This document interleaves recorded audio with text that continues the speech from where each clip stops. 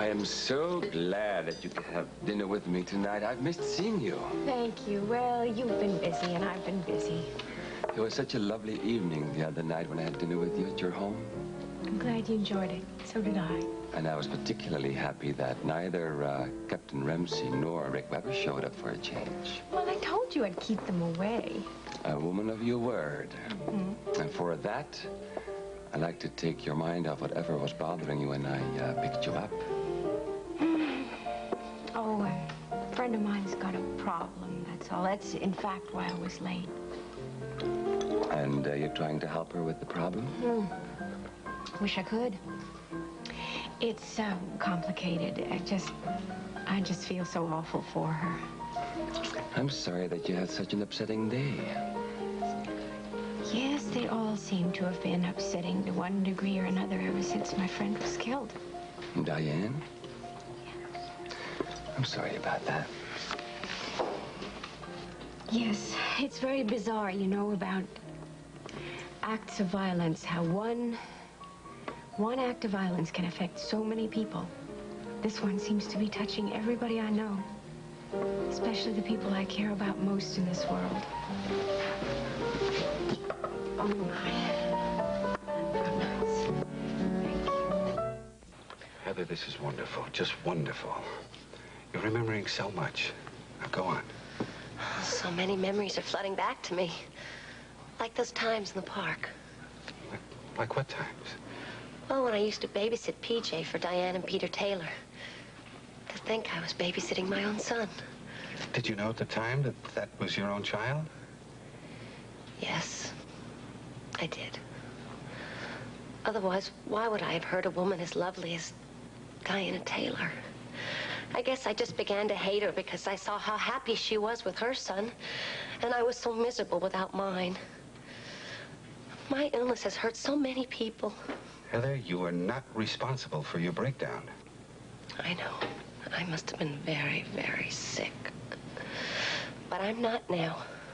I'm not the same Heather Webber I was. And I want to get a chance to go out and prove to everyone that I'm a different person now.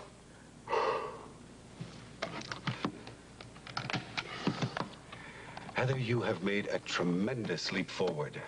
There's no doubt in my mind that you're ready to leave the sanitarium now. Well, I just hope Rick Webber feels the same way you do. I can't see how he wouldn't. I mean, after he hears about this breakthrough. Now, I'm going to start on this release of yours right away. That's wonderful. Well, look, I'll ask Rick about finding you a place to live. Possibly getting you some kind of a job. Would you like that? Sure. I'd like anything and everything that gets me out in the world among the people I now know.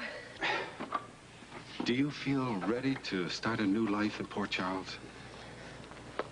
Yes. Yes, I do. How soon do you think I could leave Forest Hills? By, say, next week? I think I could almost guarantee that. Oh, thank you so much for helping me. I couldn't have done it without someone like you. I would never have gotten well. I needed your confidence in me. You've had so much trust in me. Thank you, Heather. We'll talk again soon.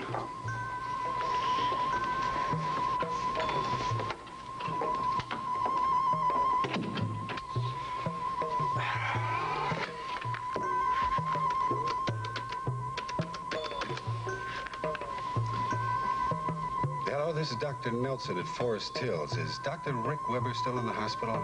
It's very important that I speak with him. Yes, I'll wait.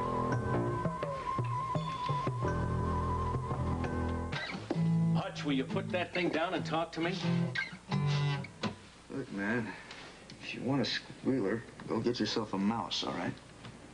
Let me tell you something. As far as the U.S. Justice Department is concerned, the feds, I'm just a messenger boy. Whether or not you continue to cooperate is not the point right now. First things first, and that's your safety. No, I mean it, Hutch. I didn't come here to get you to talk to that anti-organized crime group. I was asked to do that, and I had to do it. As far as I'm concerned, you have helped us by cooperating and helping us to get Frank Smith's men, and I appreciate that. Well, what am I going to get in return?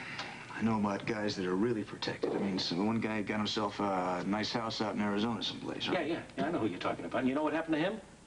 He was blown sky high. Sometimes it's safer to be here in prison than to be on the outside protected like that. I'm going to talk to the superintendent of prisons on your behalf. You are? Yes, I am. Believe it or not, I'm just as worried about your protection as you are. As I said, you helped us get some real biggies. As far as I'm concerned, I appreciate that. There's something else I want to talk to you about. Sure. Hutch, sooner or later, you're going to need that lawyer again, and I think you should get a new one. And I have somebody who's very interested in your case. Joe Kelly. Maybe you know who Kelly is. He's been working with me as a detective for quite a while, and now he's a lawyer. He's gone with Lee Baldwin's firm, which is one of the tops. I have Kelly's card here with me if you'd like to see it. Well, why not?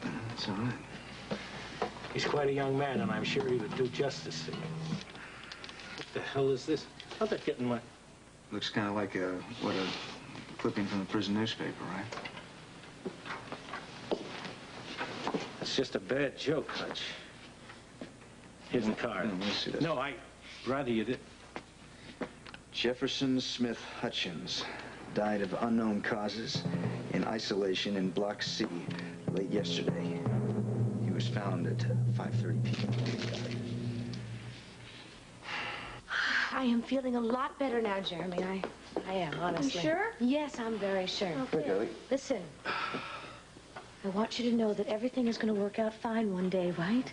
Yeah. Yes. You, me and PJ and Jeff. Yeah, you mean Jeff and Steve and Lars. Jeff and Steve and Lars. Yeah, Jeff's little boy. Right. Might be kind of nice to have a younger brother, don't you think? Yeah, but I'm the kid in the family now. Yeah, this kid better get upstairs and do something, and I think he knows what. Homework. Yeah, homework. You nailed it, kid. Okay, Let's get for going. you, anything. Yeah. What a lover. Oh. Okay.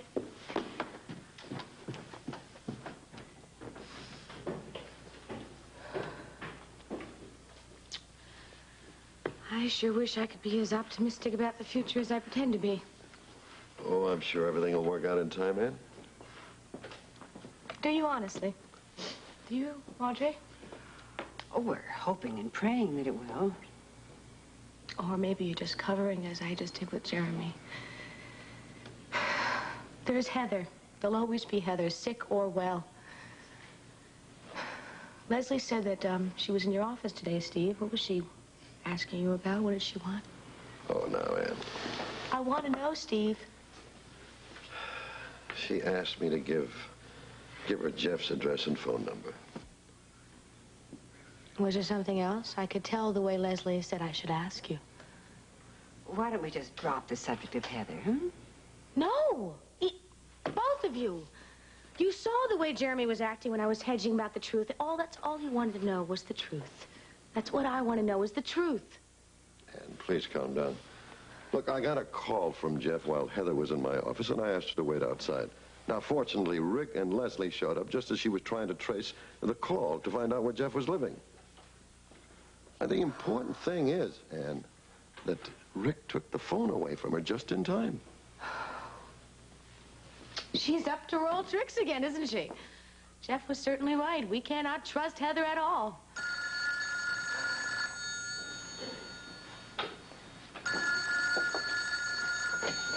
Hello? Dr. Hardy? Yes? This is Dr. Nelson. I tried to get hold of Rick Weber, but he's in surgery. But I think you'd like to know this also. Heather's had a complete memory breakthrough. I see. Look, she answered every question about the past, including a complete description of what she did the day she tried to give LSD to Diana Taylor. Look, I see no reason to keep her in Forest Hills any longer. And I'll release her as soon as Rick finds Heather a place to live.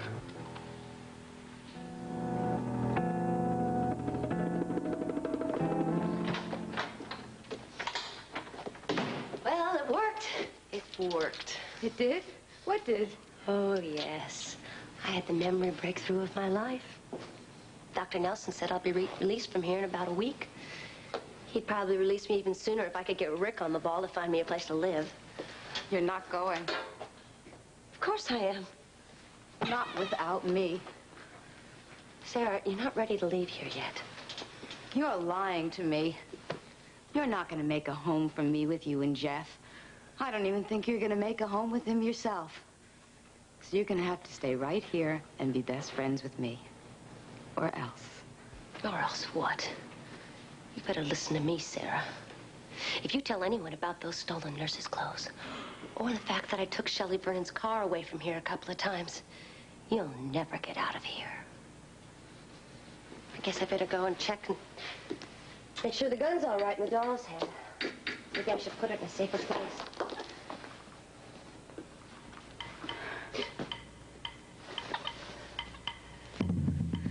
What have you done with it? Done with what? You know what I'm talking about. The gun. I can't believe that you would mistrust your best friend like this.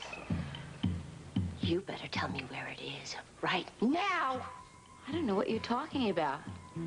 I mean, Heather, you seem to have this sudden memory breakthrough, but my memory seems to be getting worse just as suddenly.